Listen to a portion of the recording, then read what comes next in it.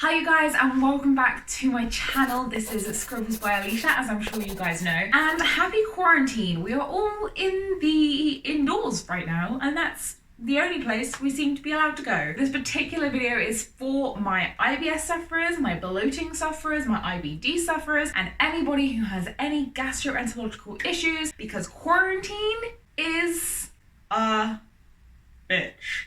What the hell? Quarantine is literally like the worst possible thing that could happen for people with IBS and IBD because it's causing you to be stationary. You can't go outside. The things that bring you joy aren't really options anymore. You might not necessarily be with the people who bring you joy. And it's just kind of this endless circle of rubbish. So today we're going to talk about all the problems that quarantine make people with IBS face. And then we're going to look at all of the solutions, all of the tips, tricks, hacks, trades, and all the ways we can fix these issues. So the first issue that I'm pretty sure all of us are dealing with is the fact that we are stationary all the damn time. I'm sat down to edit if I go out to the garden. I'm sat down or lying down. If I'm in bed, I'm lying down. If I'm watching TV, I'm sat down. You can't go anywhere. You can't do anything. It's so annoying. Also, you might be going for that 30 minutes of exercise a day. If you go for a 30-minute run, that's it. You're literally stationary for the rest of the day.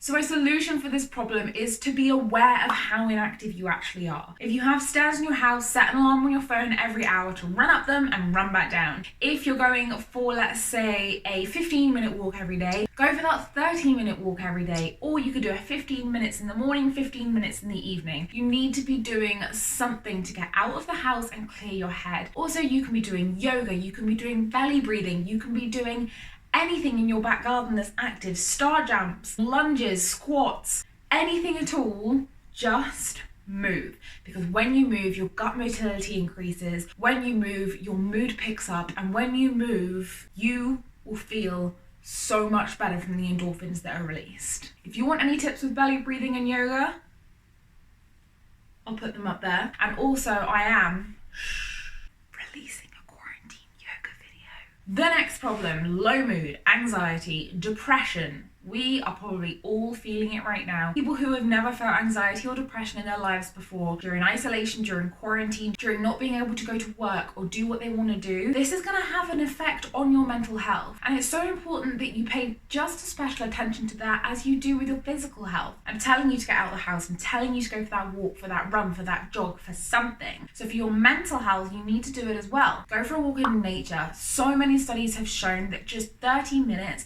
with nature every single day can reduce stress by up to 80%. But that means no screen, no music, no conversation. That just means you sitting in nature, taking it in, taking some deep breaths, and enjoying your surroundings and enjoying the amazing planet we live on. You might have seen my Earth video, which I'll link for you up there, which was part of a 4-part series on how amazing our Earth is. And I think that the only thing I can link it with right now is that we live on a beautiful planet with beautiful nature, so go out there and enjoy it. It will make you feel good in here and in here. Other things you can do for low mood are things like yoga. You can keep a journal and follow those thoughts through all the way to the end. Don't just hear the negative thoughts and silence them. Hear them, write them down, hear them out, and then figure out where they're coming from, why they're there, what you can do specifically to remedy that issue. You can also do meditation, and as well as that, there is the Headspace app, which I absolutely love. I am not promoting it in this video. It's just something that really helped me get into meditation because I didn't know how to do it. Another huge issue I think we're all facing, no matter the fact that if we're IBS sufferers or just normal human beings, is comfort eating and eating out of boredom.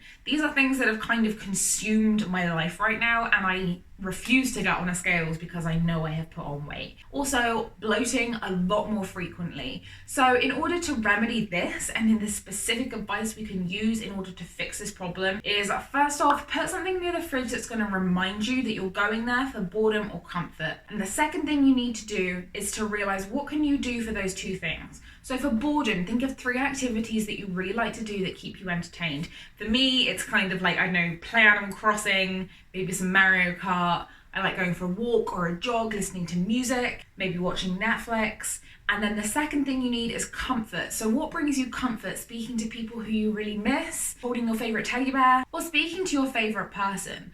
Now, I'm not going to tell you guys which one is my favorite thing to do in that category because I'm absolutely not biased. And personally, any of those can help you. But, you know, like, I'm not going to judge you if holding a teddy bear is going to bring you comfort, because if you want to help your bloating, you need to take it seriously and look after number one. Other things you can do to kind of remedy the binge eating you've already done is a healthy, balanced diet. You can also keep a food diary to kind of make sure that there are things in there that are giving you nutrition and not just making you happy to eat them. Things like chocolate, crisps, soda. You need to be eating vegetables, fruit. You need to be eating some carbs as well as some meats, or if you don't eat meat, any vegetarian options. And normally I would never recommend this, but just because of IBS and the way it works, there is something I've been doing in quarantine which I think has actually really helped me, and that is that I have been counting calories. Now, calories aren't something I normally count because I personally don't think that they're directly linked with weight gain. Because if you're eating 2,000 calories a day of fat, then you're still going to gain weight. And also I think it's more about mental health than, your mental health is more important than what you look like in the mirror the majority of the time. So for me, calorie counting was always something that I thought was kind of mentally unhealthy. However, I have found it really helpful. So I actually did it for 1 week. And the reason I did it was because I think I had lost track of what a serving size actually looked like. And I'd lost track of what 100 calories looked like, what 500 calories looked like, what 1,000 calories looked like. And when I started to pay attention to this, I actually started to eat healthier foods. I started to eat things that were good for my digestion, good for my body, nutritious. And I didn't lose weight from it, but my bloating definitely reduced, because seeing it written out on a piece of paper or on the notes on your phone, you can see your trigger foods. You know the foods you shouldn't be eating, you know the things you shouldn't be doing. And then going to bed at the end of the night, mentally I felt better because I knew what I'd put into my system, I knew that I'd been good to it, and I knew that I'd either gone for that walk or that run or done some yoga. And that is just so important. And you have to look after your mental self along with your physical self, because for me, IBS is just as much mental as it is physical, if not more so.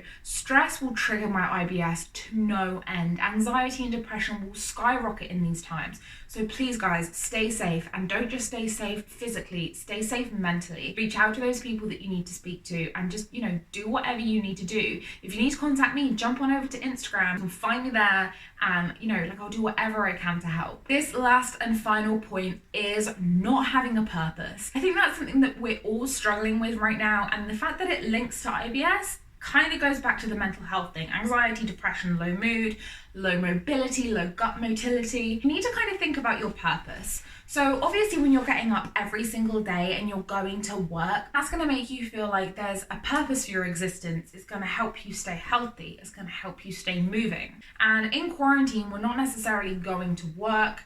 We're not leaving the house as much, and we're with the same people every single day. That's not easy. That's a very difficult situation to be in, but we're saving lives by staying home, so do continue to do it. But the thing that you need to do as a solution for this is dream big. Think about all the things that you've always thought about doing but never had the time, or you were too stressed with work so there was no way in hell you could do it. Always wanted to write a book. Quit an instrument because you didn't have enough time, take it back up. Wanted to learn an instrument because you've never touched it before, give it a go. Always wanted to do your own painting that you can hang on your wall, go for it.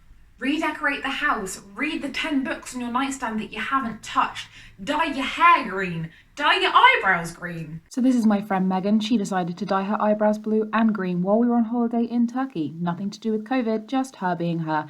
And then we went and got drinks, but let's all ignore what I'm drinking, shall we? Those last two I wouldn't advise, but if it's something you've always wanted to do but you couldn't because you had to go into work, now's the time to try it. There are so many issues that IBS causes us to face every single day, and quarantine, to be honest, is maximizing them, volumizing them, and just making them so much more of an issue. So please work through these solutions, work through these things that can help you deal with IBS during quarantine. And I will be uploading a yoga tutorial especially for quarantine, so you guys can follow that, jump on over, give it a go. I promise you, not only will it make you move, it will make you reflect, and also just give you time for you and reduce your stress.